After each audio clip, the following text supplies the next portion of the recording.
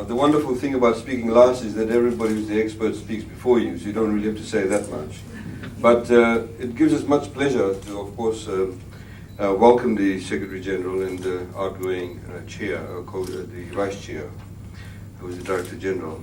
Fiji, of course, is very honored and indeed humbled to have this chairmanship or the vice chairmanship position for the next 2 years.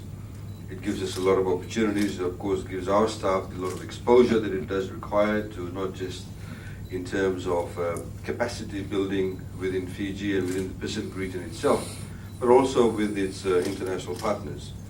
I think the reality is that this region that we are in, Asia Pacific, is very wide, as acknowledged. And of course there's a lot of disparities within the member countries. You have very large economies, large population bases.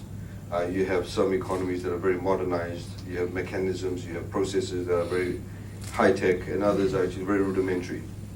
And I think that is one of the challenges of the organization, of course, in particular in this region, to be able to take cognizance of that and how we can build capacity in those countries that do need capacity building. But the reality, of course, is that notwithstanding the disparities, there is a very fundamental need to cooperate and collaborate, because given globalization, given the free movement of labor, of people, of goods, and indeed services, the borders are in a way breaking down the barriers, but also it is very critical to ensure that the borders are fairly secure.